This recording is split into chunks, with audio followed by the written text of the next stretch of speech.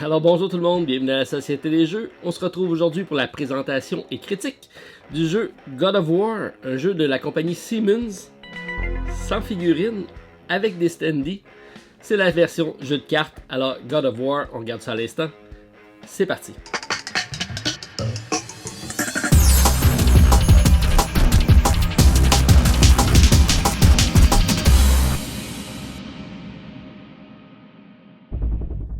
Alors, God of War de la compagnie Siemens nous arrive avec l'adaptation jeu de cartes du jeu vidéo publié chez PlayStation, ce qui explique pourquoi on n'a pas de figurines mais plutôt des standees.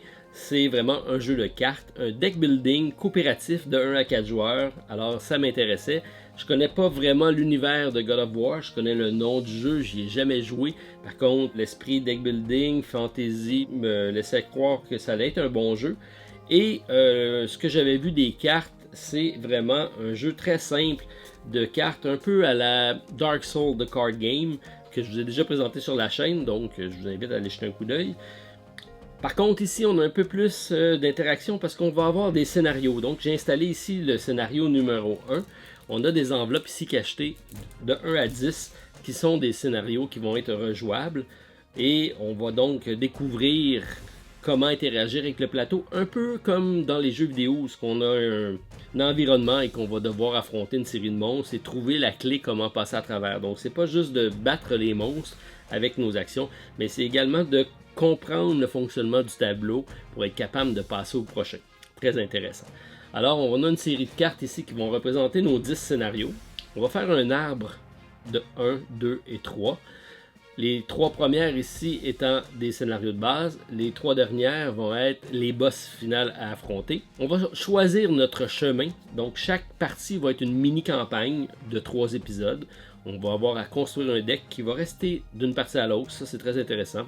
On va donc affronter la première carte. Lorsqu'on va avoir fini la première carte, on va conserver notre deck, on va passer à la deuxième. On va devoir choisir une des 2 quêtes qui va être présente. Chaque quête va avoir sa condition spéciale, des règles spéciales et sa condition de victoire qui va être différente. Et la carte qu'on ne prendra pas, l'autre carte, on va la retourner de côté et on va devoir avoir une pénalité pour notre partie en cours. Donc la première, on a seulement la première carte. Lorsqu'on arrive au deuxième, on choisit une des 2, l'autre, on la revire, ça devient une pénalité. Même chose lorsqu'on arrive au boss, on choisit un des 3 boss et on va tourner les cartes pour pouvoir avoir des malus qu'on a ici, des différentes compositions qui vont venir nous embêter pour notre partie. Alors, c'est la façon de procéder. Donc, on va savoir une série de 3 aventures pour passer à travers. Ensuite, lorsqu'on va rejouer, on va remettre de nouvelles cartes. On peut choisir un nouveau chemin, un nouveau boss. Donc, avoir 10 scénarios, une mixité de 3, ça fait un bel agencement. On peut vraiment faire beaucoup de parties quand même si c'est peut-être l'aspect un peu mitigé par rapport à la rejouabilité. Moi, je trouve que quand même, ça se déroule assez bien. C'est sûr qu'on a un plateau ici qu'on va découvrir pour la première fois, et là c'est vraiment agréable de le découvrir pour une première fois. Lorsqu'on y aura joué, on va peut-être plus facilement comprendre le déroulement, donc c'est peut-être l'aspect, si on veut, qui peut être à prendre en considération donc au niveau de la rejouabilité. On a nos 5 héros ici. Chaque héros a son deck de cartes qui est différent d'un à l'autre. C'est essentiellement les mêmes types de cartes, mais certains héros vont être meilleurs à distance ou en combat rapproché. Donc, c'est ce qui va faire la différence. Si on regarde rapidement les decks de cartes, donc on a notre personnage qui va nous montrer notre deck de cartes, mais éventuellement, on va pouvoir l'augmenter avec toutes les cartes qui sont ici. On va pouvoir aller faire une sélection de cartes et augmenter notre fameux deck building. Alors, si on regarde les actions, on a des actions de combat rapproché avec la hache. Lorsqu'on va choisir cette action-ci, on va pouvoir affronter la carte qui va être devant nous. Donc, on va déplacer notre personnage. On a le droit à un mouvement par tour et on peut seulement attaquer la carte qui est en face ici. Si je choisis une action à distance, comme celle-ci, je peux attaquer la carte qui est au-delà, donc celle-ci ou celle-ci, mais toujours en ligne à l'emplacement où je suis. Et on va pouvoir également ajouter des modificateurs. Donc, si on voit ici, cette action-ci, je déclenche un combat à distance, mais comme j'ai pas le +1, alors je vais être obligé de mettre d'autres cartes avec pour aller chercher donc une force d'attaque supérieure. Donc, si je joue ces cartes-ci, donc je vais additionner des plus pour pouvoir bonifier mon attaque. Et on a la même chose avec les cartes de défense. Donc j'ai certaines cartes en défense parce qu'eux vont riposter. Et on peut se garder des cartes bleues pour pouvoir essayer d'amoindrir les dégâts qu'on va subir. Alors, chaque deck est différent d'un personnage à l'autre.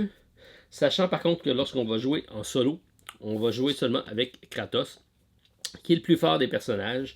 Alors, de l'autre côté, au verso de chacune des cartes, on a ici le solo mode. Alors, on a notre personnage avec 10 points de vie. On a ici, chacun des personnages ont des compétences de rage. On a une jauge de rage qui est différente d'un personnage à l'autre. On va avoir ici un marqueur et lorsqu'on fait une série d'actions, on va augmenter la rage. Et lorsqu'on arrive au bout de la jauge, on va déclencher l'action qui est ici à notre convenance lorsqu'on va vouloir. Dans le cas présent, Stratos me permet d'additionner 3 en attaque sur ma prochaine attaque, de me guérir de 3 et de rafraîchir mes alliés. Des alliés, oui, parce que lorsqu'on joue en solo, Artreuse et Mimir vont être 2 acolytes, donc on l'a ici en solo mode. On voit que les personnages ne sont pas là, donc on n'utilisera pas les figurines. Par contre, c'est des personnages qui vont venir nous aider. On va avoir donc 2 jetons par personnage ici, et ça sera des compétences qu'on pourra utiliser en cours de partie à notre choix. Donc on a tout le temps une sélection. Dans le cas présent, si je choisis l'action ici, je peux bonifier une de mes actions de 3, ou ça me permet de déclencher une attaque à distance qui va créer un effet spécial, donc ici avec l'éclair, qui va venir paralyser.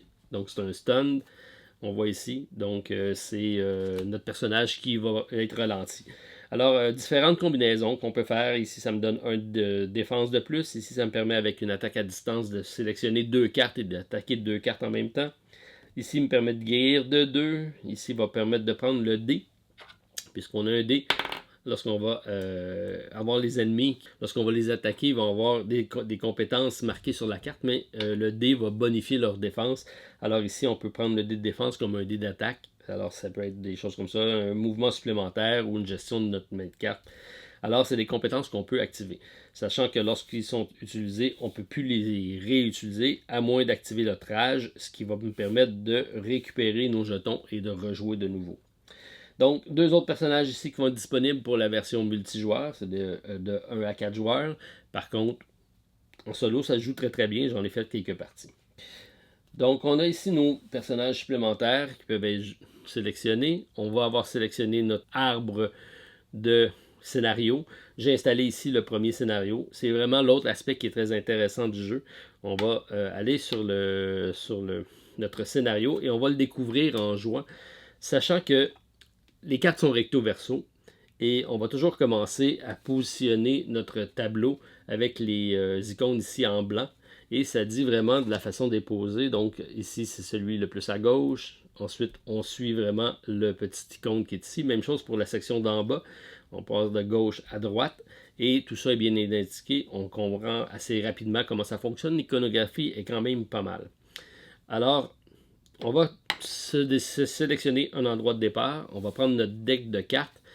On va prendre les 7 premières cartes. Notre main de départ est toujours de 7. Donc 2, 3, 4, 5, 6, 7. Par contre, on va pouvoir, selon la partie, à un moment donné, avoir des bonifications. Donc on peut augmenter notre nombre de cartes ou le diminuer selon comment la partie va se développer. Alors c'est des marqueurs qu'on pourra avoir éventuellement pour modifier notre main. Alors, on va avoir différentes actions qu'on peut faire. On peut toutes jouer les actions. On n'a pas une limite d'action tant qu'on a des cartes. On peut les jouer. On peut également les garder pour se défendre. Mais à la fin de notre tour, on va défausser notre main au complet et on va reprendre une nouvelle main de cette carte. Si on regarde un peu le plateau ici qu'on a lors du premier scénario, on a certains éléments. On a ici un personnage qui est en arrière-plan, qui a 3 points de vie et qui attaque de 2 à distance. Donc il va falloir que je me mette ici et que je l'attaque à distance pour m'en débarrasser. Il faut juste que je réussisse à faire plus de 3 points de dégâts ou plus. Sachant que lorsque je vais attaquer, je vais prendre une action d'attaque. Quand j'ai cette icône-ci, le petit icône qui correspond ici à ma rage, à chaque fois que je vais l'utiliser, je vais augmenter ma rage. C'est notre façon d'augmenter la rage.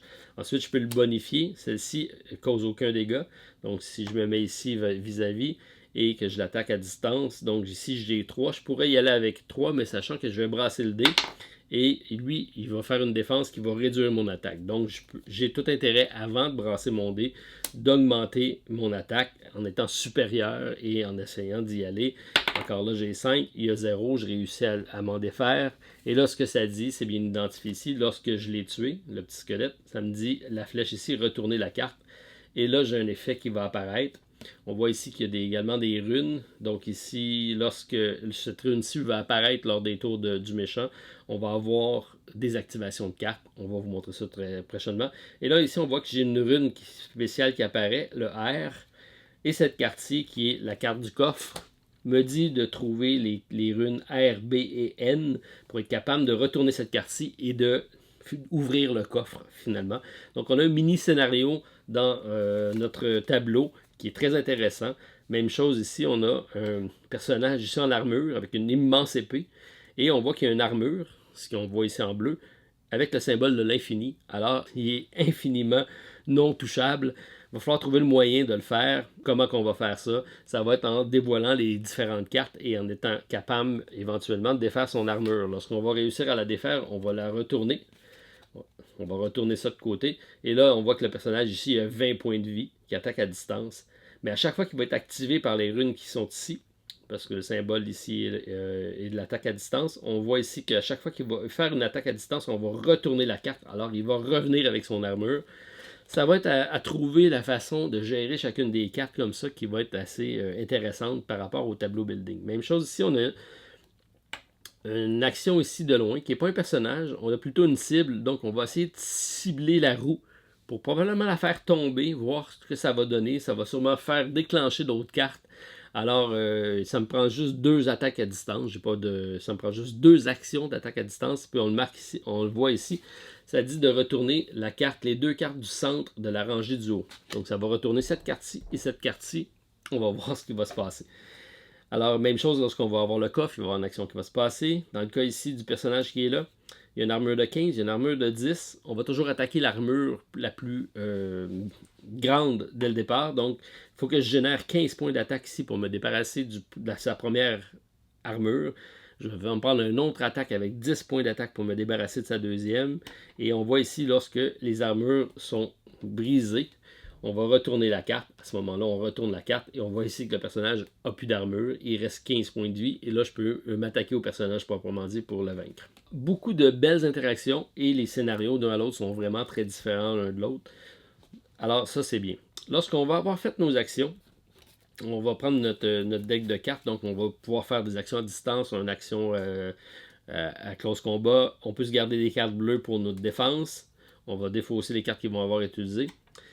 Sachant que quand je fais une action en mêlée, c'est toujours devant la carte qui est ici. En action à distance, c'est vers la carte éloignée, mais toujours de la même colonne, ou la carte devant moi, c'est un ou l'autre. Et j'ai le droit seulement à un déplacement par tour, donc je peux me déplacer de n'importe combien de cases. Je vais toujours rester dans le bas ici du tableau, mais c'est toujours un mouvement, à moins d'utiliser, comme ici, une action spéciale pour avoir un mouvement supplémentaire, ou des cartes qui vont nous donner des mouvements supplémentaires. Nos cartes de base, on n'a pas ça. Par contre, on va en avoir dans nos cartes avancées. Cartes avancées, tout le monde va avoir joué, on va retourner des cartes. Donc, on va retourner des cartes seulement pour le symbole qui est ici. On va regarder les symboles et chacune des cartes ont des cartes d'activation, donc des symboles correspondants. Ici, j'ai une espèce de F, un X. Ici, on voit que j'ai pas le Y qui est ici, je ne l'ai pas ici, mais je l'ai ici. Donc celui-ci, ça va s'activer grâce à cette carte-ci. Ce que ça va dire, c'est qu'il va taper sur le personnage qui est en face ou adjacent à lui. Alors si j'étais même situé ici, ben, il vient m'attaquer directement parce qu'il y a une attaque de mêlée. Donc il me fait 3 points de dégâts au personnage qui est ici. Sachant qu'on a 10 points de vie. Lorsqu'on tombe à 0, on meurt et c'est la fin, on a perdu.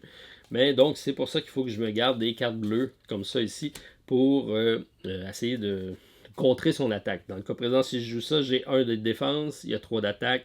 Donc, on va se prendre 2 points de vie.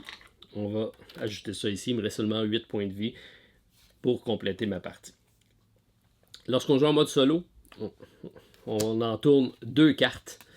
Et on va activer les deux cartes. Dans le cas présent, donc le F, celle-ci va s'activer. Donc, puisqu'elle est déjà retournée, ça dit quand même ici que tous les héros vont subir un dégât. Donc, j'ajoute un point de dégâts sur mon personnage. Et en F, j'en ai un ici. Je suis adjacent, donc il va me faire 3 points de dégâts avec son arme ici. Alors, si j'ai été chanceux, j'ai pu me garder une autre carte. Donc, ici, on voit que ça me permet de bloquer une des attaques. Donc, ça me fait 2 dégâts supplémentaires. 1, 2. Et par contre, ma carte ici me dit que je peux redistribuer des blessures que j'ai eues à la hauteur de ceux que j'ai bloqués.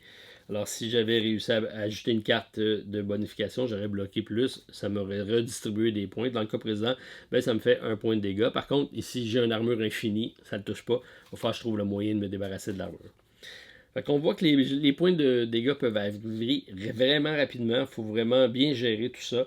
Ici, j'ai une action de heal que je peux utiliser. Donc, pour retirer des jetons. Et ça, je décide de la faire quand je veux. Grosse gestion de main de cartes. Une belle découverte de tableau. Et le deck building vient ici ensuite lorsque j'ai fait dans le mode solo les 2 attaques du personnage.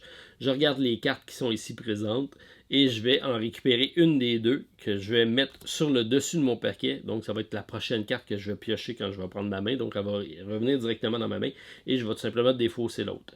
Lorsqu'on joue en multijoueur, le premier joueur va prendre une des cartes. Et ensuite, on va passer autour de la table, on va faire une sélection de cartes. Donc, on va voir des deck building. Donc, on voit ici, j'ai un plus 6 qui est excellent. Par contre, c'est une carte à utilisation unique. Lorsqu'elle est utilisée, je dois la défausser.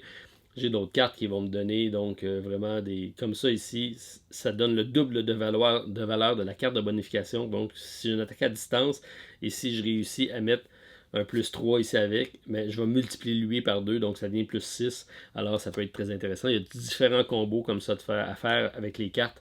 Et il y a des cartes de guérison. On a vraiment des choses un peu plus différentes. J'ai même des cartes qui vont faire augmenter la rage rapidement.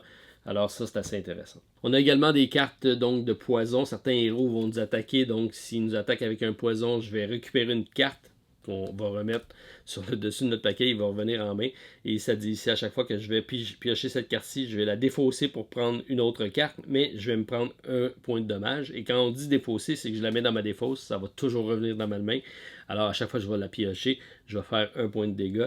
Alors ça va être assez problématique. On peut essayer donc de se guérir en essayant d'enlever des cartes. Et j'ai la même chose ici avec le stun. Donc le stun, lui, il est un peu moins dramatique. Ce qu'il fait, c'est qu'il arrive dans ma main et il doit être mis dans ma défausse tout de suite. Donc, ça m'enlève une carte de ma main, mais elle aussi va toujours revenir. Donc, c'est un peu pénalisant. Et j'ai une carte un peu plus positive ici qui est le cristal qui va me permettre d'aller piocher une carte supplémentaire. Alors, ça me permet de faire certaines actions et certains scénarios vont interagir aussi avec ces différentes actions-là. Et une des façons d'enlever des cartes donc négatives qu'on aura ou tout simplement d'épurer notre deck pour avoir un deck plus performant, c'est que lorsqu'on fait la sélection des cartes, on peut décider de ne pas prendre de cartes et plutôt de défausser une des cartes qu'on va avoir dans notre défausse. Donc, vraiment de l'enlever de la partie. Donc, ça nous permet d'enlever les poisons, ça nous permet d'enlever les cartes de stun. Et ça nous permet également d'épurer notre deck. C'est une des façons de faire. Alors si on regarde au niveau du mode solo, ça se joue très rapidement. On a Kratos qui va se déplacer d'une carte. On va essayer de faire un puzzle au niveau de la scène.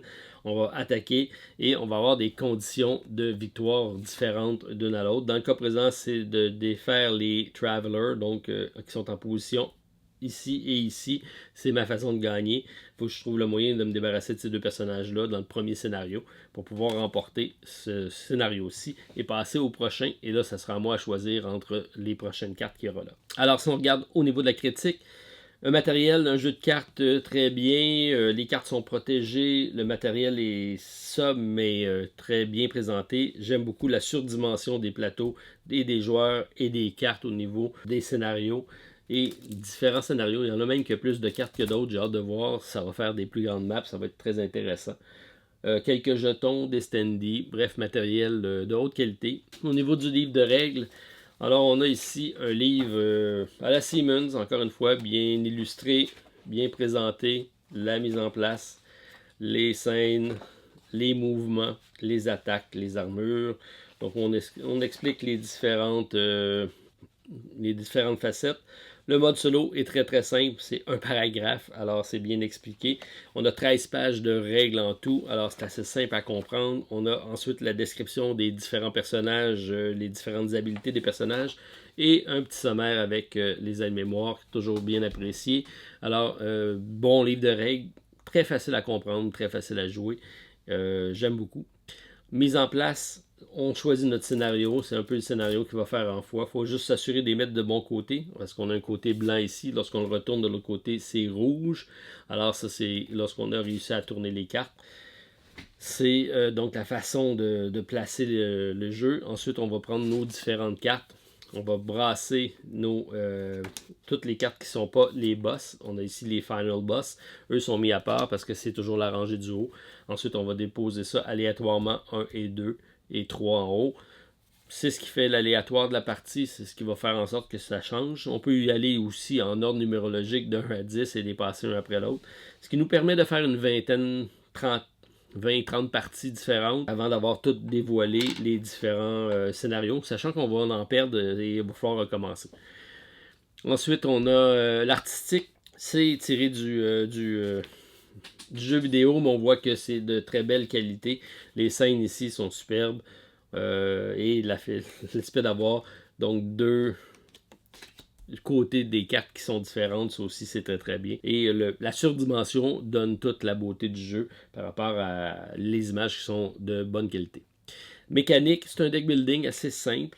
On a des petites cartes ici qui vont venir polluer notre deck. On a l'espèce de scénario avec des malus qu'on va conserver.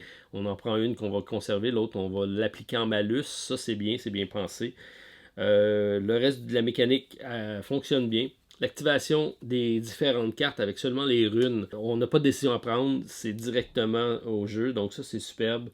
Bref, c'est un jeu qui roule très très bien. Alors, mécanique, c'est quand même un solide deck building, avec rien de compliqué, mais qui rend vraiment un gameplay agréable. Ensuite, au niveau de la thématique, bon, je connais pas beaucoup le jeu de vidéo, ça me semble vraiment être implanté dans les différentes scènes du jeu. Par contre, au niveau fantasy, tout se colle, tout va bien. Le fait d'avoir pas seulement des attaques, mais également des objectifs à faire, ça j'aime beaucoup. Thématique agréable. Ensuite, on a l'originalité.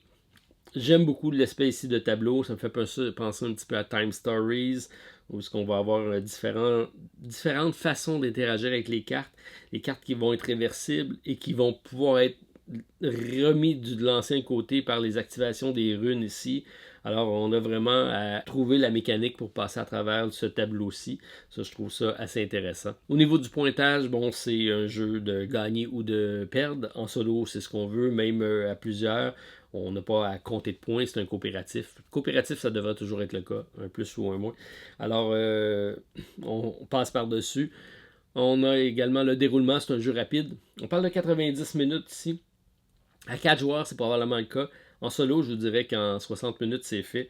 C'est un jeu qui se déroule très rapidement. Puis, on n'a pas à se référer au livre de règles. On comprend tout de suite un coup qu'on a fait une partie. C'est très rapide. Je les aime comme ça. Ensuite, on a l'iconographie. C'est quand même bien fait. Ici, on a l'armure, on a les attaques de mêlée, les attaques à distance qu'on a ici en haut. Certaines fois, on a les poisons qui vont apparaître, on a d'autres choses. Les runes, à l'activation des runes, ça c'est bien. On a un peu de texte aussi au niveau des objectifs. Certaines cartes également vont avoir du texte. Donc, piocher 2 cartes, se guérir de 4, avancer de 2 sur la voie ici. Mais c'est rien de majeur. Généralement, ça prend pas un haut niveau d'anglais pour comprendre. Alors, bonne iconographie. Au niveau de la rejouabilité, bon, c'est peut-être le seul bémol. On a 10 paquets comme ça. On peut les rejouer sans problème. C'est juste que c'est agréable de le découvrir pour une première fois et de comprendre le casse-tête que ça représente. C'est sûr que lorsqu'on va l'avoir fait, on va vouloir probablement le refaire, mais on n'aura plus la surprise du début. Ça laisse peut-être présager des extensions à suivre. Reste à voir si ça va bien se vendre, mais je pense que oui. C'est un bon gameplay, ça se joue super bien. Alors, au niveau du plaisir, comme vous avez pu remarquer, c'est un jeu que j'aime beaucoup. C'est le genre de jeu que j'aime sortir rapidement. En solo, ça se joue très bien. Ça va remplacer sûrement d'autres jeux que j'aimais installer et rejouer rapidement. parce que j'ai un aspect de puzzle, parce que j'ai un aspect de deck building, parce que la progression du personnage reste d'une partie à l'autre, parce qu'il y a beaucoup de plus. Donc, plaisir de jouer. J'ai mis un 24 sur 30, ce qui est très bon pour ce genre de jeu-là. Alors, c'est ce qui lui fait une note de 77%, qui fait un excellent jeu de deck building. C'est coopératif, ça se joue en solo très très bien. On a une dizaine de scénarios ici. Je vais avoir beaucoup de plaisir à les découvrir, à faire le puzzle, à faire mes scénarios en deck building qui est progressif. Bref, ça va nécessiter 25 parties environ pour passer à travers ça en comptant les défaites puis les agencements.